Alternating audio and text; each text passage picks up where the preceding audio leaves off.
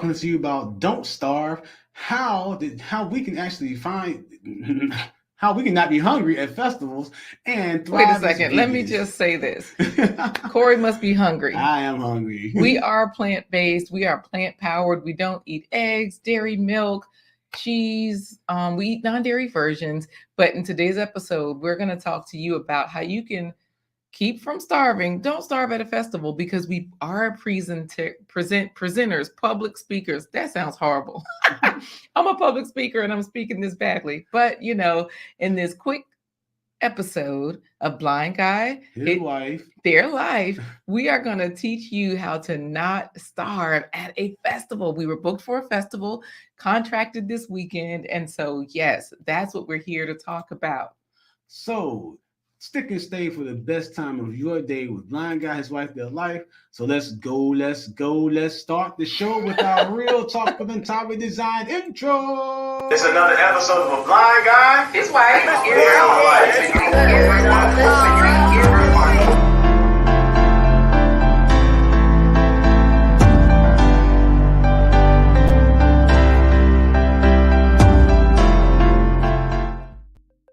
Hey everybody, I'm Corey the Blind Guy. I'm his wife, LaQuita Marie. Together we're letting you into our life live as we take you into the Umoja Festival, where we were contracted as paid presenters to provide presentations all weekend long. We didn't get to meet Shaka Khan because of the thunderstorm. You all know Shaka Khan is a fan favorite, but no worries, we did not starve at the festivals. That's what we're going to talk about today. Let's jump right into it because, like I said, people always want to know that you guys are plant powered. How in the world do you find good food and manage to eat fruits and vegetables at every meal if you're out at a festival that typically doesn't feature a lot of fresh fruits and vegetables? Well, today we're going to show you how.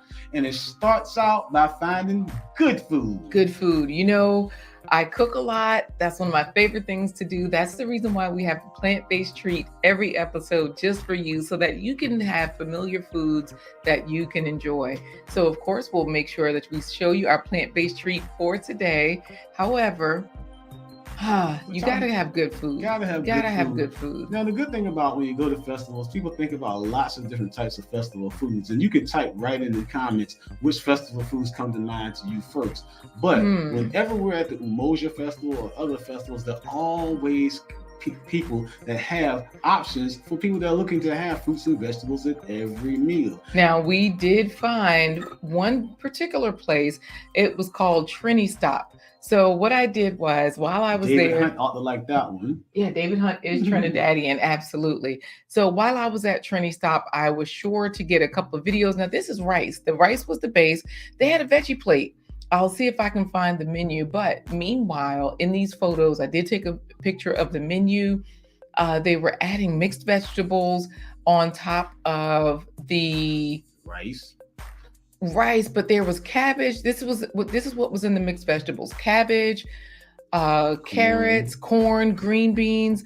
It was so flavorful. It was really delicious. They also added a chickpea curry. Yes, and that chickpea curry was banging. Yes. We combined it with the mixed vegetables, the cabbage, and the rice, and they also had plantains. They had the fresh plantains too. So lots of great options there. As you see, you got plenty of fruits, vegetables, and whole grains right there in one meal, one stop at the festival. Let's talk a little bit, though, about this particular place, because when you're looking for good food, for us, we want whole food. We want food that feeds us, and that's not harming us because we're just like fruits and vegetables at every meal. That's the mantra for us. We're going to get into the junk food, y'all, because we did have junk food. It is a festival after all. So a lot of people, they look forward to festival food and they think fried everything, right?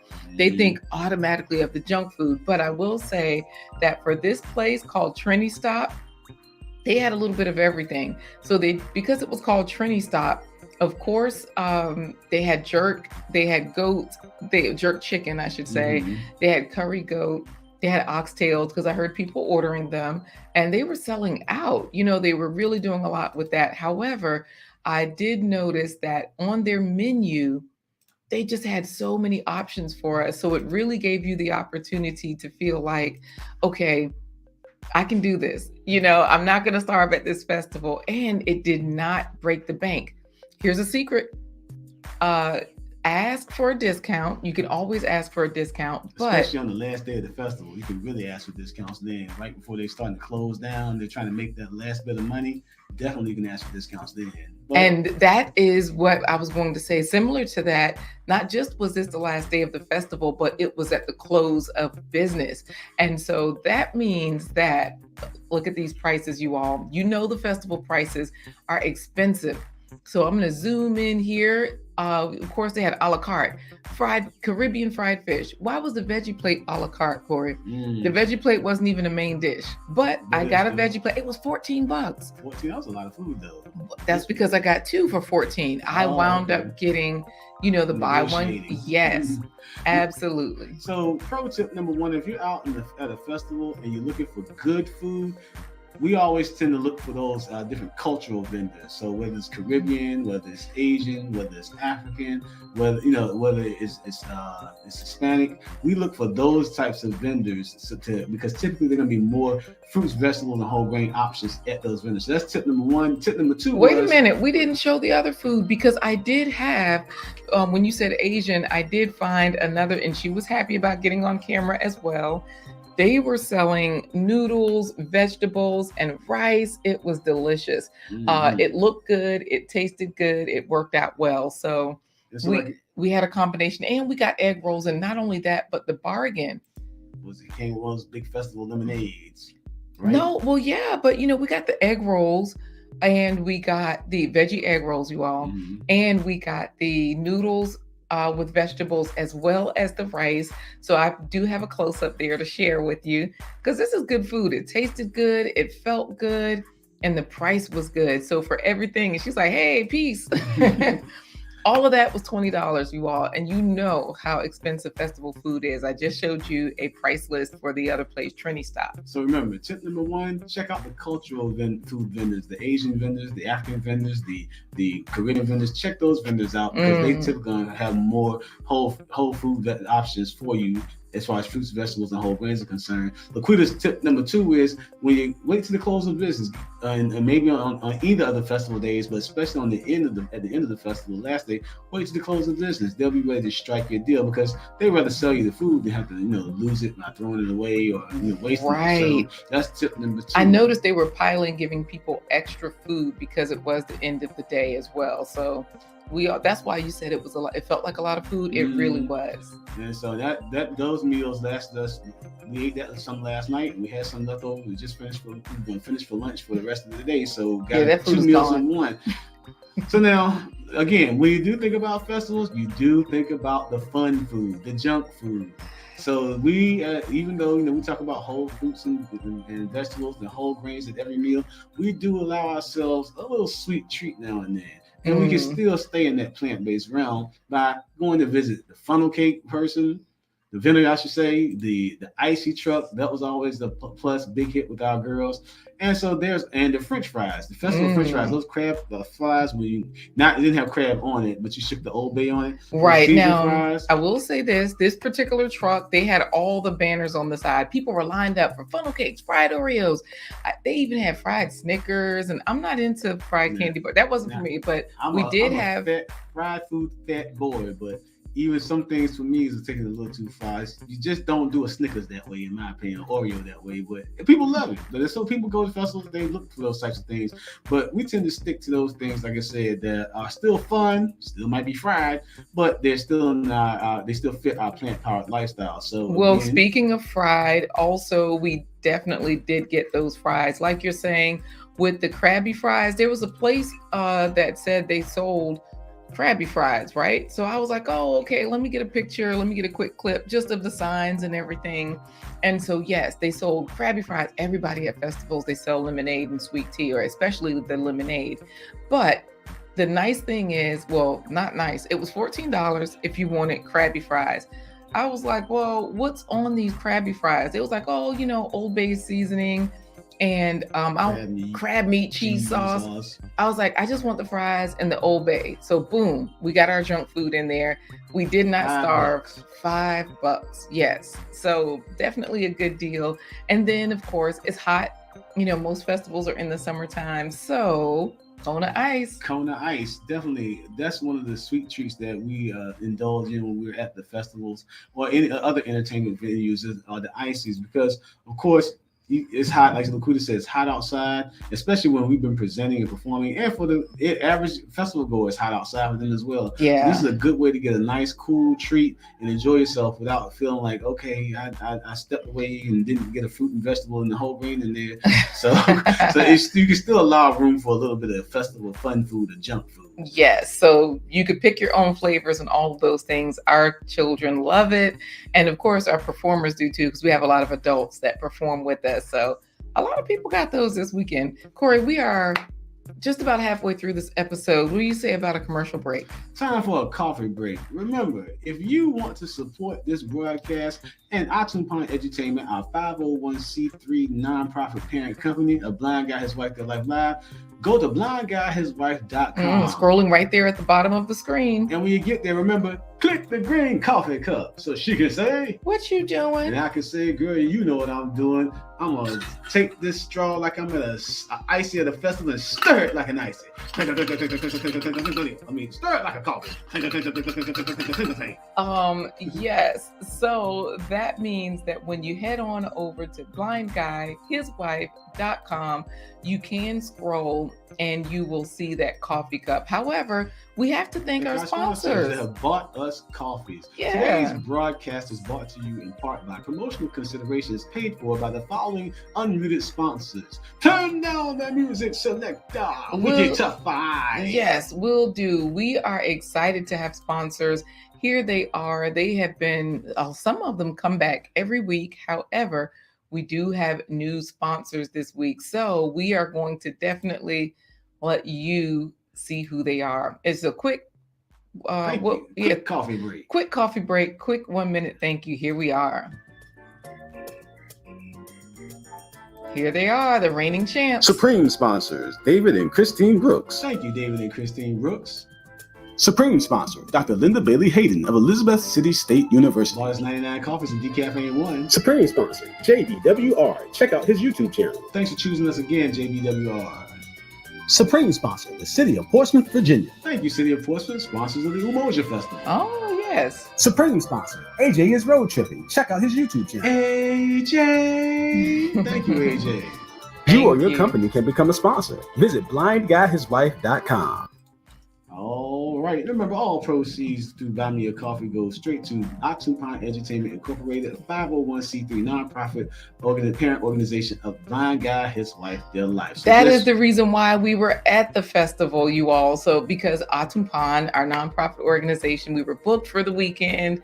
That's where we're bringing you this information from. We got a lot of experience though at festivals. Last weekend we were at the World Art Celebration. Right. And the food there, they actually had food options for us there. Yeah. In the green room, they had granola bars. They had chips that we could eat. They had fruit. They did have fresh fruit. They had plenty of water, vitamin water. So there were lots of options for us there in the green room. But also there, again, just finding those vendors, those food vendors that have that cultural flair. And with that being the World Art Celebration, that was easy to find. There was cultural food from pretty much every culture you can imagine that you could find out there at that festival. Absolutely. So of course, don't forget to head on over to blindguyhiswife.com. Click the green coffee cup. We're going to get more back into, you all know Corey cannot see. He has been blind over 25 years. So I always type in 25 coffees, but leave your name, say something nice. Let's head back into our final talking point. But let's ask them in the chat. Go ahead and type in what is some of your favorite festival junk foods. So we talked about what maybe some of your favorite good foods at a festival. Tell us what some of your favorite festival junk foods are. But there's always another. Because we did get funnel cakes. We did get funnel cakes. Yes. We got the ices. French fries. But But there's always a solution, because we all know, like LaQuita Maria's been saying, unless you out there striking deals like she was, it helps that she's cute. That helps too. But it helps when this food out there is expensive. We know that because they're trying to make money out there.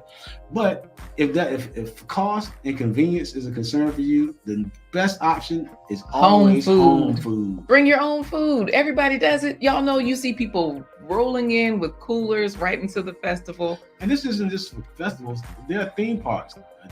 Disney is one of them that will allow you to roll that cooler right in there. And the reason that they do that is because they already know you're not going to come equipped with the ices like we talked about, the funnel cakes like we talked about, the French fries like we talked about, or some of those special features that you can only get at a festival or their particular theme park. Now there are some festivals that won't allow you to bring coolers in, and usually those are the ones we found are like the ticketed events. There's a Harbor Fest, there's the Value Boogaloo. There used to be the Afron Fest. Those were gated events, and they had beer sponsors, they had food sponsors, and they were like, we don't want you to compete with our sponsors, right? So you can't bring anything but water into this park. So that's when, of course, you can't bring your own food or drinks or what have you. And sometimes you can't bring your own food, but not your own drinks.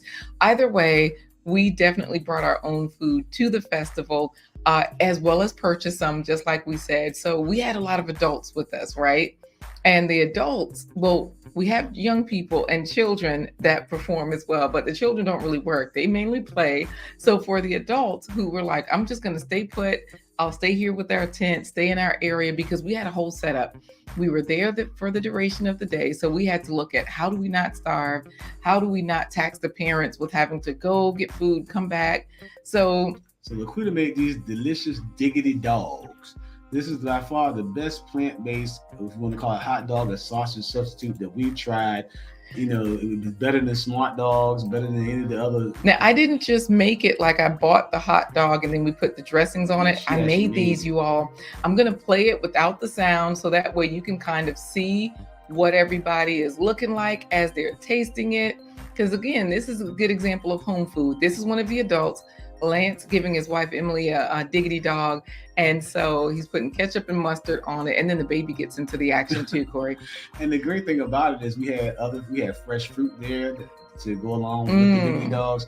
We also had chips there, and then there was plenty of water that was there as well. I think the chips kind of fall into the junk food. Junk food, but so but the point is, if you want your own junk food, we had friends that were there. They came to the festival. Oh, there's Bonnie. She gave a great review. You all, this video is already up on our YouTube channel, so you can watch it with the sound to hear what everyone had to say. Because Bonnie not only enjoyed the diggity dog, as I call them, because they were really ugly, you all. This was my first time making them. She not only sampled one, gave a review, but then she also showed us how to eat a pinwheel, because I had some air fried tofu pinwheels where inside was like lettuce, cucumber, tofu that I cooked in the air fryer and seasoned it up a little bit. So here they are. The baby is tearing up the dog.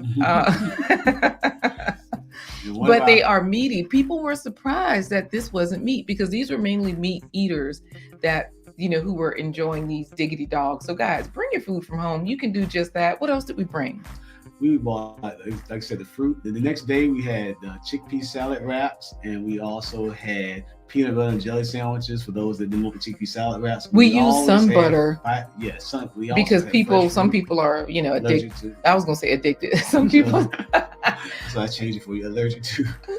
Peanuts. Yeah. So like I said, that's always a good solution. Whether you're going to like a festival, a theme park, if you're looking for convenience and to save some cash, then definitely you can always look to see what the policy is for bringing your own food from home in a cooler, because then that'll free up your money. So if you want to go support some of the product vendors, or you want to purchase some festival fun food or junk food, or festival good food, you still got some money to spare, and you got your own meal in case things don't pan out. So we have paid for food at festivals. I'm sure you all have too.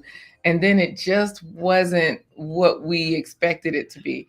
Now, I will say that this is back when we were eating meat, and we bought Philly cheesesteaks. Smelled so good. They weren't good? No, because they used the nacho cheese. Oh, yeah. Instead of like a regular cheese, they use nacho cheese. It's like, no. No. Yeah. And I will say these diggity dogs, the base of them was vegetables, okra, onions, garlic. One of our master drummers, he gave a testimonial saying these were way better than Tofurkey, Smart Dogs, any of those other dogs out there. So that was his testimonial because he enjoyed one as well. And yeah, bring your own food. You still can do that at a lot of places. The chickpea salad wraps were a huge hit. So depending on which day we were there 2 days. The first day got rained out, but because you out there doing a rain dance, because I was so happy about meeting Shaka Khan. You out there doing a rain dance that caused a near-about tropical storm. I made it happen. You can not starve at festivals. Let us know some of your hacks as well.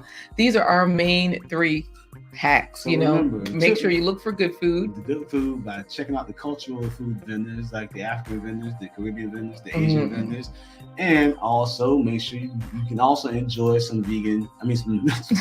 You also can enjoy some festival fun food or junk food that is by just simply sticking to the ices or the French fries or the funnel cakes. So not fruits and vegetables, but still allowing you to experience the festival fun. When you are looking at making sure you don't starve at festivals, and like you just mentioned, the junk food, I will say most places, if nothing else, some people don't eat salt, oil, and sugar.